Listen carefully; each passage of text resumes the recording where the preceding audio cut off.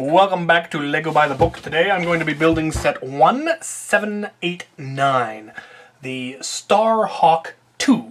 This came out in 1995 as part of the Unitron series. I did not have a whole lot of Unitron. I had a lot of Spyrius, because I liked the Spyrius, but I don't think I had much Unitron other than the monorail. I saved up my allowances and did chores and got enough money to buy the original, or the monorail from the Unitron line, and then I ended up winning a second one in a tournament, competition.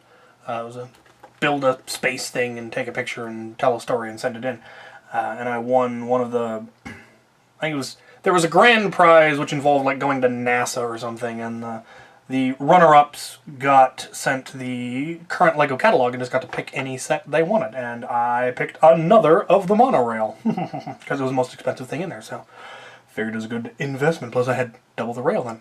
So, I don't believe I had this set, and so I'm excited to build it. This was sent to me by Daniel Dillman. You won't know about that until this Friday. Editing is time travel. Alright. He said there are some substitutions, and I believe he is correct, because I already saw parts in here that do not belong. Spare parts, just because. Oh, well, never mind. That explains why those are there. Alright. Oh, I should have put this in a tray, but I didn't. Alright. Let's point at the pile of Lego.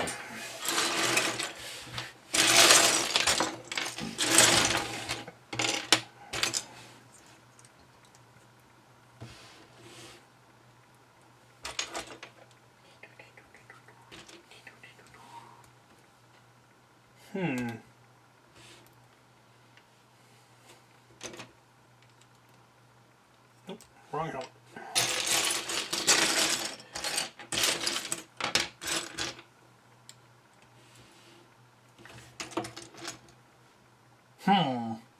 That is not the right head. I'm pretty sure that's Han Solo's head from the early Star Wars before they went pink.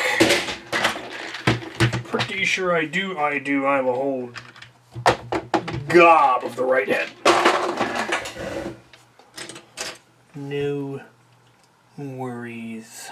Backpack.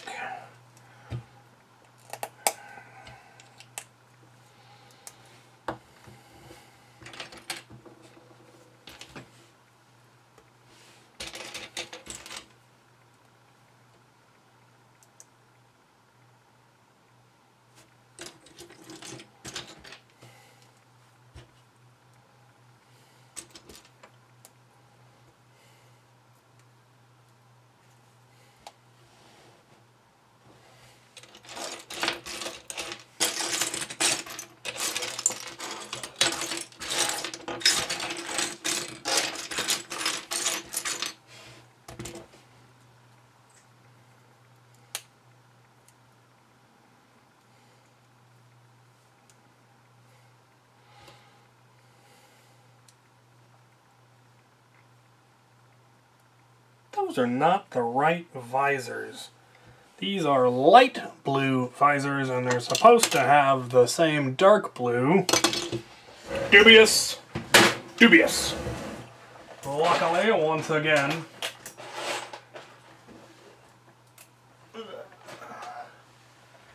I have no shortage of the correct stuff. Okay. So here are our two minis, so we can get them to focus. We've got the commander, or at least I assume he's a commander because he's got the cool sunglasses. And then we've got a guy with a microphone and some sort of a blastery hose thing. I don't know what it is, but I dig it. Alright. Now we build the thing.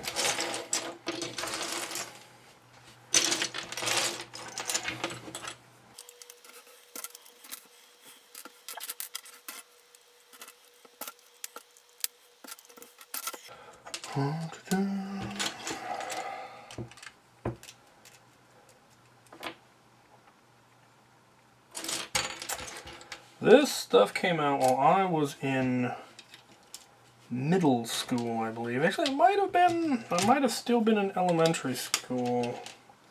5th grade. Some places that's middle school, some places that's elementary school. It kind of depends on where you're living. But I believe, currently at that time, I was alternating into largely space. Because I would alternate between space, pirate, and castle.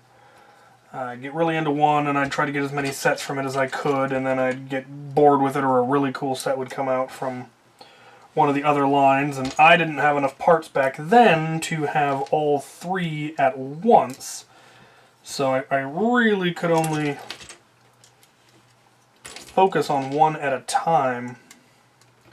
And so that is what I would do. And I definitely was big on space around this time because there were a lot of really cool space stuff going on. Second generation Blacktron, I think, was just finishing up. Some of them were still available. I remember getting a couple of those, and obviously Spyrius and Unitron kicked in, and they were very cool. I had big space stations that I had built. Ooh, no, something right. There we go. Okay. I had some huge, multiple space stations that I'd built using rock and mountain pieces to build up, and then using the half domes, or the quarter domes, the big quarter domes, I would build a bunch of bases. And of course I had the monorail running around it, because I had the monorail. And what am I looking for? Looking for you. Nope, I am getting distracted, and I should probably pay attention.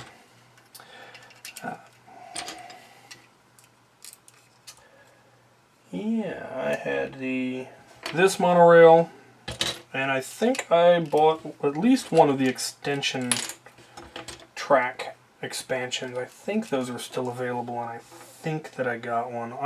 If that's not the case, I got an expansion for the rail later. In high school was when I bought out someone else's Lego collection. The first time I ever bought out a Lego collection.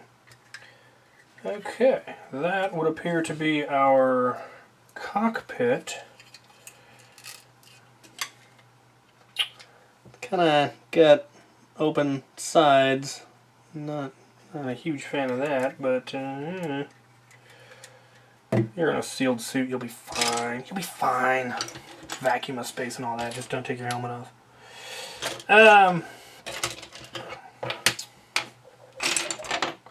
Nope. Where you at? You're gonna be here somewhere. There you are. Yeah. Which one am I looking for? I'm looking for the short one first. Okay.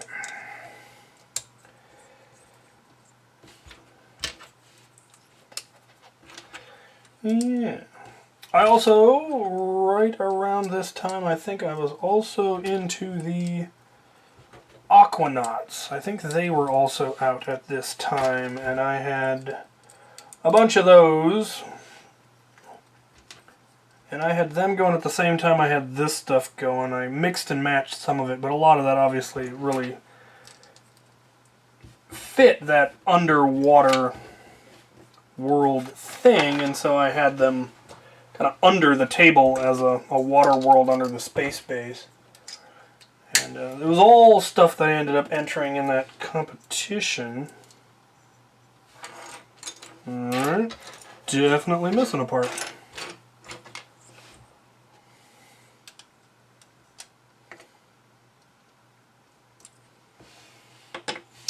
Missing a blue 1x6 brick, so I'm gonna go grab that.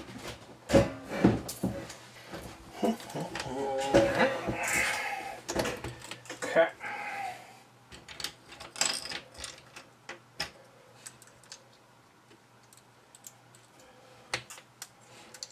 I thought the Aquanauts were neat. I particularly liked the chromed weapons, the knives and the harpoons. Being a little kid, I liked the shiny stuff. It made me happy. I remember getting the first little one, the smallest one, just when they first came out. I couldn't wait to get at least one of them, and so I was able to get my father to order me the smallest one, the little one where it just came with a little guy on the little scooter. And I thought it was the coolest thing ever.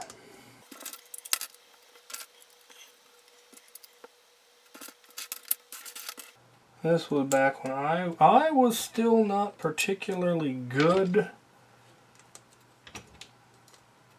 with colors. And then all of my sets were almost entirely black. I wasn't good at having a good color balance in my builds. Just thought it was easier to just make the whole ship black rather than trying to work out detailing in different colors, and I had a lot of black parts.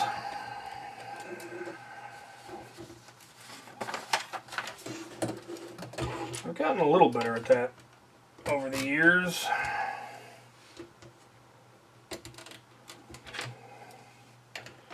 Do a better job of balancing nowadays.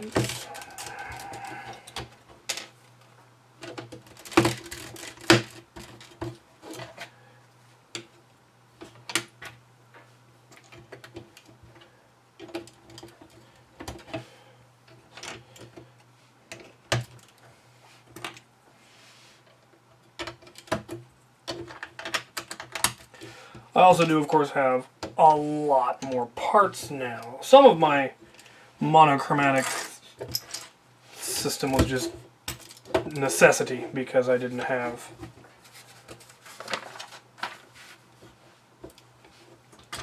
all that many parts. I mean, I had plenty of Lego. I was not deprived. I had order of magnitude less Lego than I have now. Now I have a genuinely obscene amount of Lego, and it makes me happy. Train! I do have some train Lego. I have not really taken much of a look at it in a while. I got some in that first collection buyout, and I would use it to build a Santa Claus setup at Christmas to go around our Christmas tree. I'd have the train circling, and I'd figured out how to make reindeer using brown horses, and then made a Santa sleigh and a brick-built Santa Claus, and he would circle the Christmas tree. And I think at some point I replaced him with a either I was doing it with monorail first and then did it with the train when I got the train, or I did it the other way around. I don't remember which. Probably doing it with monorail first because I had monorail first. But you never know. I will definitely do something similar to that when I have my own Christmas tree. Haven't done one at my new place yet. I didn't do one last year. I had been intending to travel, go visit family for Christmas, but I ended up not being able to, and so didn't end up having a Christmas tree, because by the time I realized I was going to be staying, it was pretty much Christmas Eve. But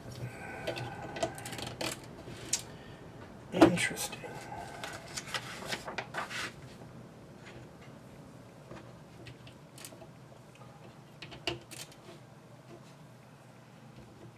This is from back in that era where they did not tell you every single brick on every single page. You have to scan the page and look for the differences.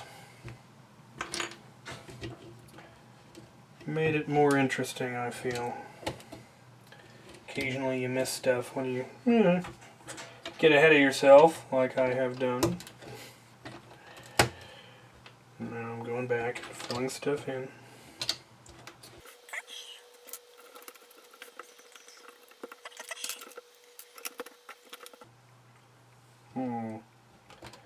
Dubious. Alright, to build something interesting looking. What do we have going on here?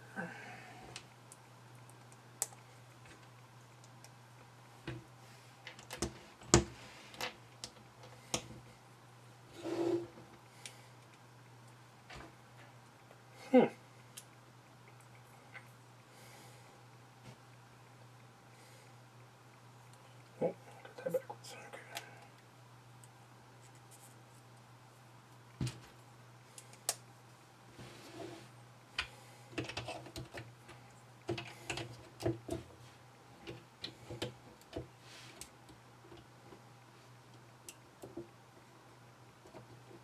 Alright.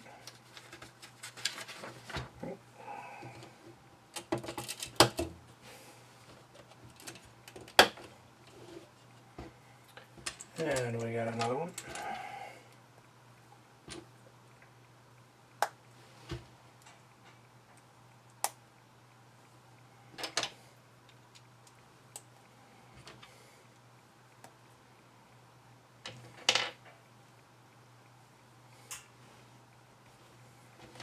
Oh, that is.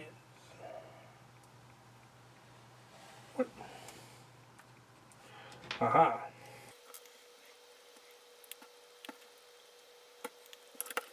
Alright. Two slightly retractable thingamabobs. Now for their covers, I assume.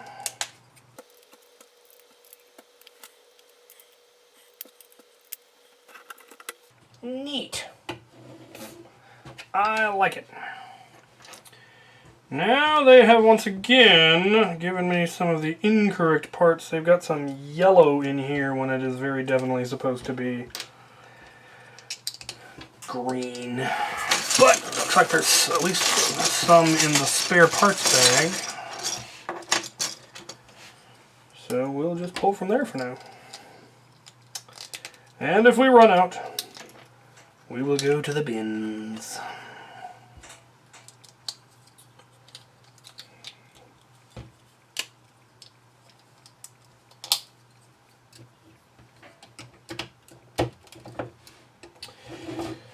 That one retracts more. Maybe I've... Oh, that's why. This one's not quite in the right position. Does it retract all the way now? There we go. That's much better. Okay. Didn't think that seemed right. Alright.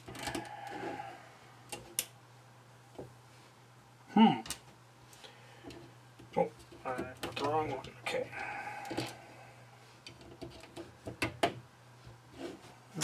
Do we have two more of those green pips? Because we're supposed to. Nope. Only one. Okay. Well, I will go grab one from the bins. The bins.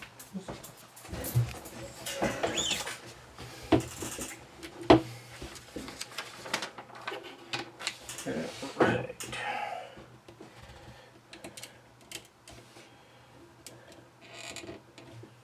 Oh. Very nice. I miss a step. I miss some stuff.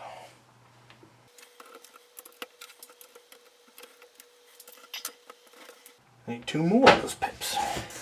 Good Lord. Good Lord, sir.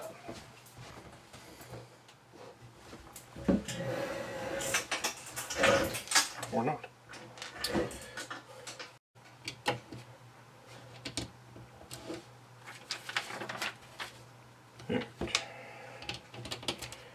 And turn it over. Let me put the engines on. I always really liked these parts for some reason. Just thought they were cool.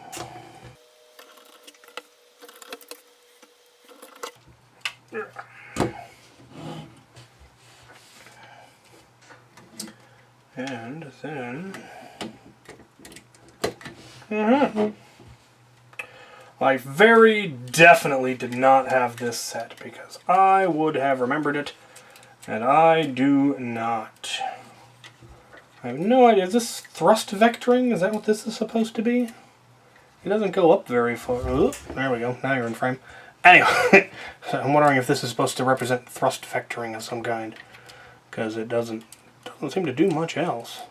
That engine isn't designed to come off. The cockpit does.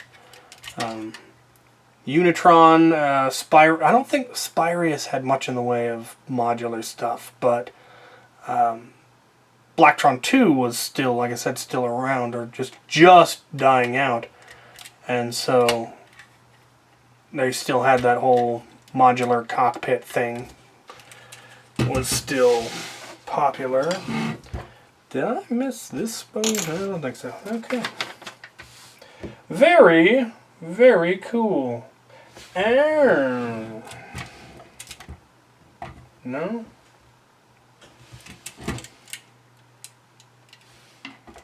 Maybe? I thought I have it shown in the picture. Tilted back like that and then launching. No. Interesting.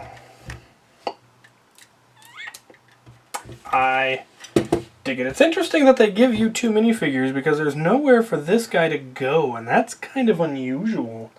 They're going to give you multiple minis. There's usually, something for them to ride on, another mini vehicle. So I was kind of expecting back here there'd be a little ship that came out that he could tootle around on, but not so much. We do have the little pods that open up and deploy. I don't know if they're supposed to be weapons. This one looks like a camera. Unitron were not, I assumed were kind of like the Federation of sorts. They're explorers. So they eventually came off a line called Explorians, which I got a bunch of and wasn't terribly impressed with. But that is a neat little set. I liked the color scheme, the blue, gray, and black with orange accents. There was also some yellow that they'd throw in. I like it. And I like the swept wing design. That goes back to the original Blacktron had wings like that, and I always really, really liked that. So yeah, kind of Cylon fighter looking almost. Especially if you pull this out.